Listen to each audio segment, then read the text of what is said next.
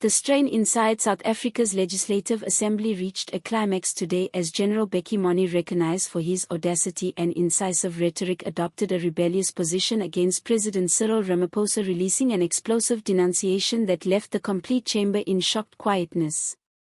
In a passionate and sentimental speech, Mone proclaimed, "Enough is enough," condemning the president and his administration for what he characterized as generations of uncontrolled graft, dishonesty, and abandonment of the South African population.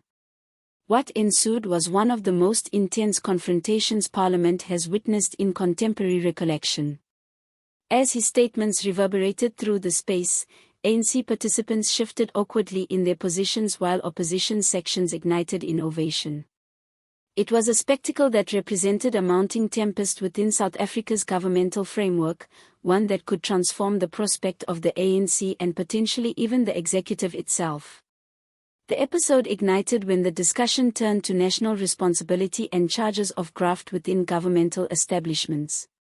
Mone, obviously exhausted with what he termed hollow commitments and political performance, ascended from his position and insisted that Ramaphosa respond for his function in continuing controversies, including the supposed exploitation of governmental resources and dubious transactions associated to administration agreements.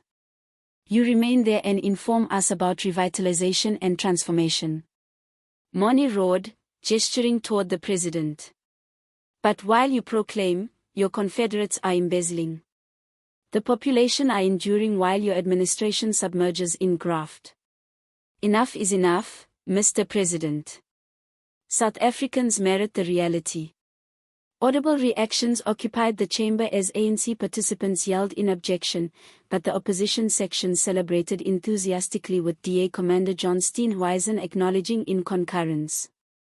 The presiding officer summoned for discipline multiple occasions, but the chamber was previously descending into disorder, with yelling, accusing gestures, and allegations soaring from every section. When Ramaphosa ultimately ascended to communicate, the space quieted, but the harm had previously been executed. His manner was tranquil yet protective as he stated, "I dismiss these groundless charges. Our administration remains devoted to openness and combating graft wherever it manifests. We cannot permit baseless assaults to destabilize the country." But Mone wasn't accepting it. He interjected, yelling, "You term them baseless because you're apprehensive of what will transpire if the reality emerges." His statements ignited another surge of yelling from both sections of the space, prompting the presiding officer to warn suspension of the gathering. But by then, the spectacle had previously become widespread. In moments, recording segments of Mone's eruption had circulated across digital platforms like Combustion, with indignant and supportive responses from residents observing in astonishment. In contemporary periods, a quantity of examining accounts have appeared, positioning Ramaphosa's administration in the focus once more over monetary misconduct connected to significant infrastructure and power initiatives. It has been claimed that Supreme ANC administrators extract millions of rand designated for national advancement into personal holdings. A collection of assertions that witnesses community fury and summons for responsibility increasing. In the perspective of numerous individuals, Mone's eruption signified a critical juncture of exasperation after periods of disclosures with minimal observable intervention. "You've converted the struggle against graft into a governmental catchphrase," he announced with an atmosphere of intensity. "While our medical facilities deteriorate, while our youth are still unemployed and our populations endure, you shield those who plunder." And with those statements, he resonated powerfully to numerous South Africans who are observing broadcast.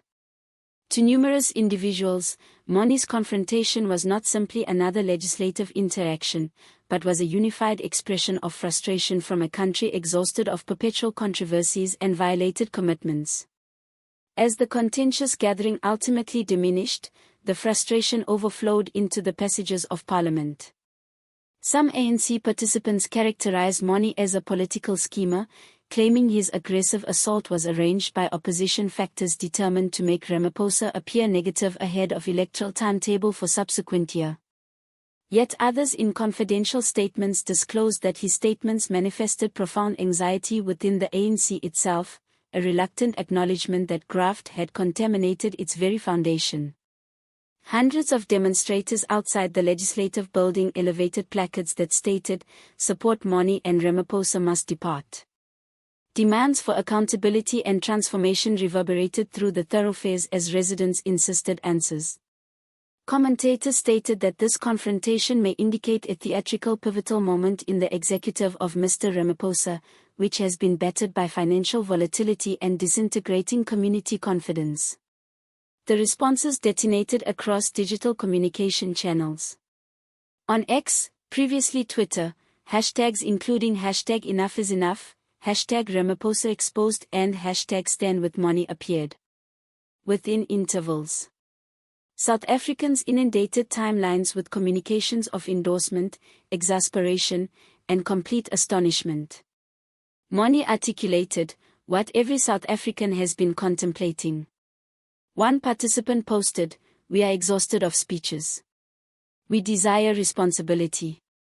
Another composed, "He articulated the reality, but will anything transform, or will it all be concealed beneath the surface again?"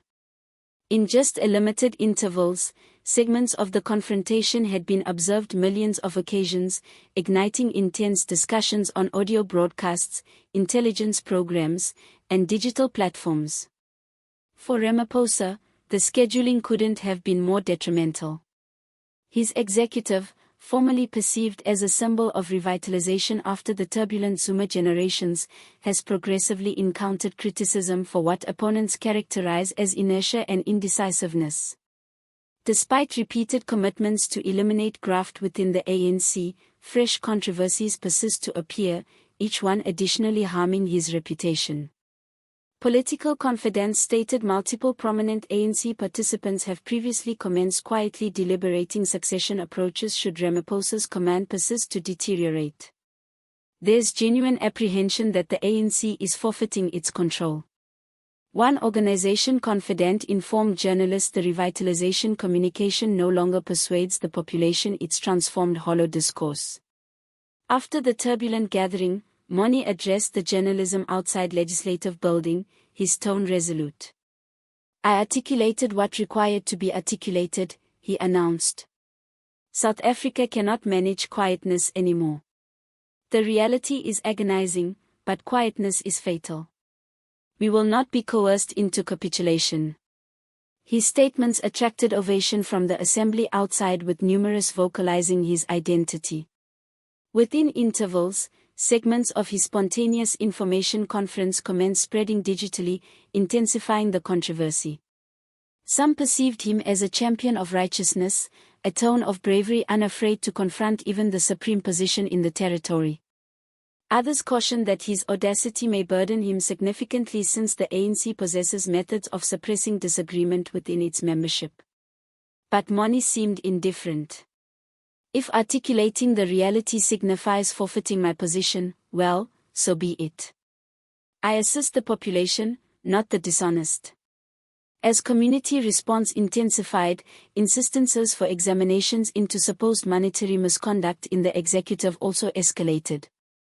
Opposition organizations summoned for in-crisis examination, while civic establishments stated they would organize nationwide demonstrations to advocate for responsibility.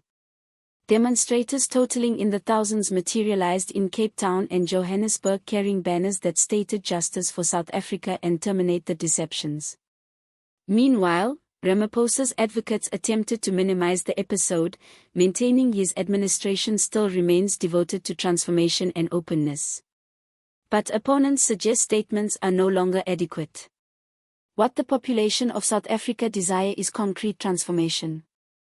Political analysts characterized it as one of the most substantial challenges to Ramaphosa's authority since he assumed position. For the ANC, it revealed internal divisions that have been extensively whispered regarding but genuinely witnessed so publicly. "It wasn't simply a political eruption," stated one evaluator. "It was an explosion of generations of exasperation and abandonment. It communicates to an organization in emergency and an administration forfeiting its ethical authority. Evaluators suggest the confrontation might reconstruct the political environment ahead of the 2026 elections, where the ANC confronts mounting rivalry from opposition partnerships and autonomous movements as nightfall commenced to descend. Pretoria remained in a strained atmosphere. Intelligence channels were broadcasting the intense legislative interaction on repetition, while discussion broadcasts debated whether Moni's assertive position could stimulate a movement of transformation or whether it would diminish like numerous additional instances previously. Throughout the country, individuals assembled in their residences and establishments, deliberating the day's occurrences amidst frustration and optimism. For some, it sounds like a prolonged anticipated instance of confrontation. But to others, it sounds like a national reminder of how precarious a governance can be. One reality, nevertheless, is without uncertainty, this confrontation signifies the renewal of South Africa's extensive struggle between graft and responsibility. It has reminded the community of the influence of reality even when articulated in rebellion of authority. The globe is observing and the population are anticipating. And within the historic structures of legislative building, a fresh segment in the country's political chronicle has commenced. Don't neglect to follow to this channel and activate the notification indicator to remain informed with this developing political spectacle. Let's persist to maintain authority to responsibility collectively and deliver you the reality behind the coverage. As in today's South Africa, quietness is no longer a practical alternative and the tone of the population can no longer be disregarded.